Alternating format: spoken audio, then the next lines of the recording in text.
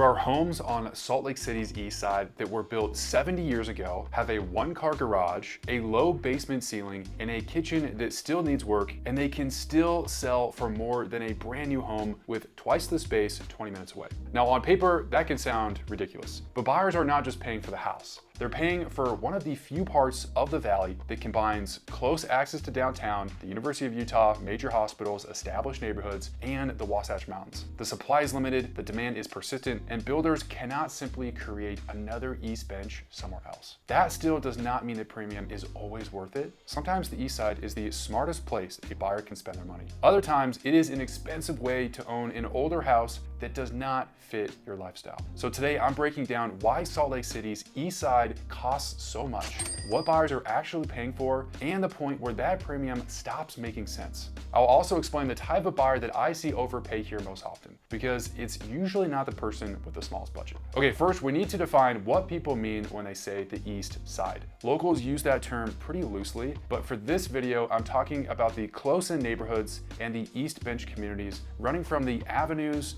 in Yalecrest through places like Millcreek, Holladay, and Cottonwood Heights. Those areas are not identical, but they share many of the same forces that drive prices up. The current numbers make the difference pretty obvious. Over the last few months, the median sales price across Salt Lake County is about $568,000. Now that's still a lot of money, but during that same time period, the East Bench was around $919,000. Specifically in the avenues, about $855,000, Holladay roughly $830,000, and Cottonwood Heights close to $780,000, with a place like Yalecrest around $1.1 million on average. Now these neighborhoods have different housing mixes and medians can move around when sales volume is low, but the overall premium here is not subtle. Now, the first reason is geography. Salt Lake's east side is pinned against the Wasatch Mountains, and most of the desirable land has already been developed decades ago. There's no giant reserve of empty property in places like Yalecrest or Olympus Cove, waiting for another 1,000 homes to be built. Once you reach the foothills, the buildable map ends quickly, and that makes your supply very limited. In newer growth areas, builders can open up another phase and add hundreds of homes, but on the east side, new construction often begins by buying an expensive property that already has a house on it and then completely doing a renovation or replacing it entirely.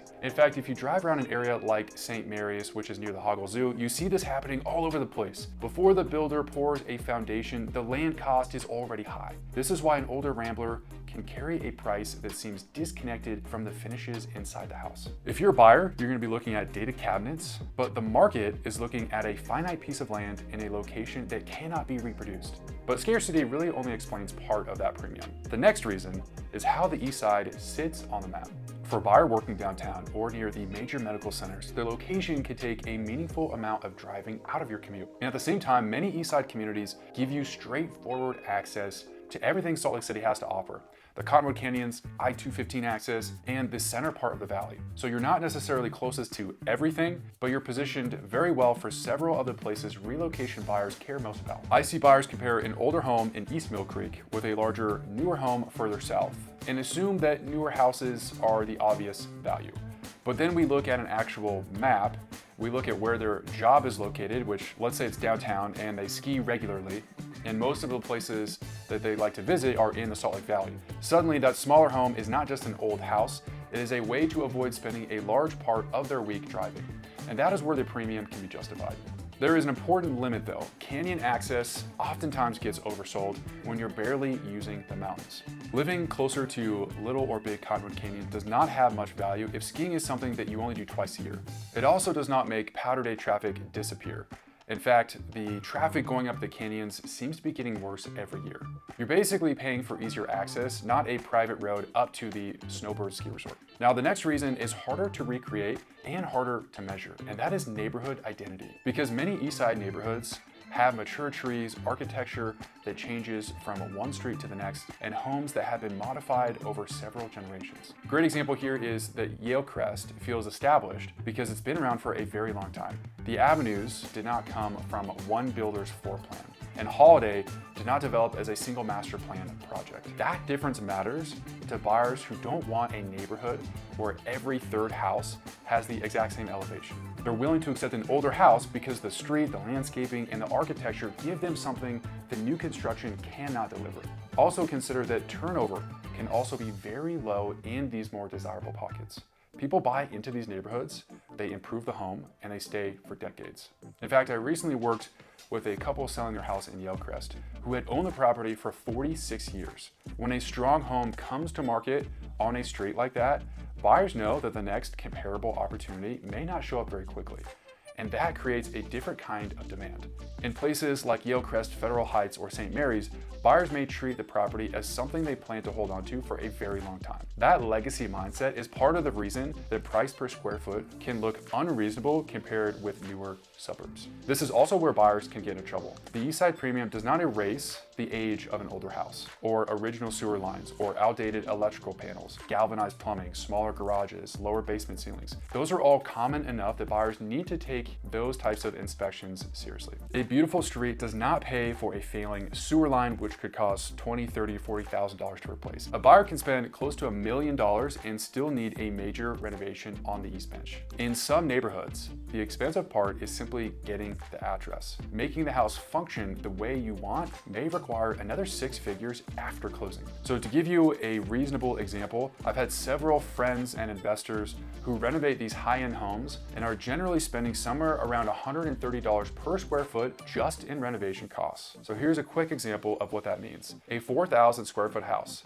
that cost them $1 million to buy will require an additional $520,000 in repairs. So if you're looking at the east side and you're having trouble separating the value of the location from the condition of the house, that is exactly where my team and I can help. We work through the neighborhood, the commute, the renovation risk, and the alternative at the same budget before you commit to a property that only makes sense because of the name on the listing.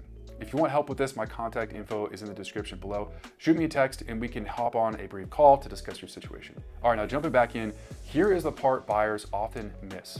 The east side is not one market, and the premium changes from one pocket to the next. For instance, Millcreek can offer more flexibility than a place like Yalecrest. Cottonwood Heights makes more sense when canyon access is your top priority because of your proximity to the ski resorts.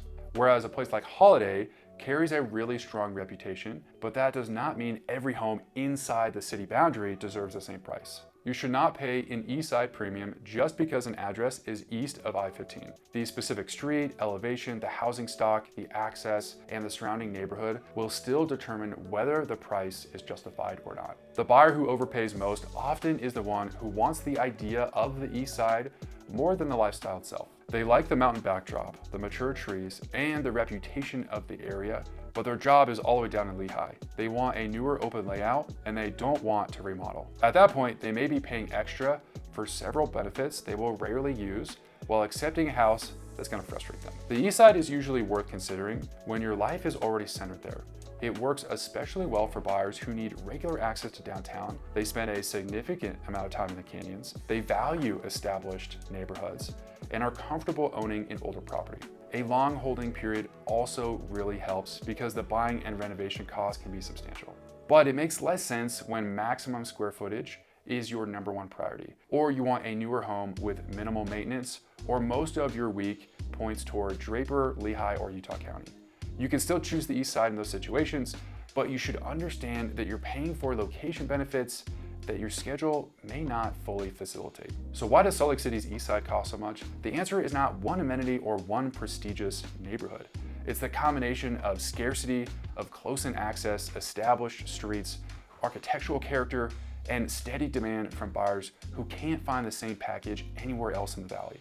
So is it worth it? Well, for the right buyer, absolutely. A smaller, older home can create a much better lifestyle than a larger house in the wrong direction. But if you're buying the reputation while fighting the floor plan or your commute to work every day or the renovation costs, then the premium is probably not worth it. The best way to decide is to separate the house from the location. Ask yourself what the east side will improve in your normal living, then compare that benefit with the amount of space that you're going to get. If the location changes your life in a meaningful way, the price can make sense. If it only looks good when you explain the address to someone else not from the area, then I would keep searching. And if you're planning a move to Utah and trying to determine whether the east side is worth the cost for your situation, then reach out. My team and I can help you compare the neighborhoods, understand what that same budget buys you elsewhere, and figure out whether you're paying for something you're actually going to use. My contact info is below. We'll see you in the next video.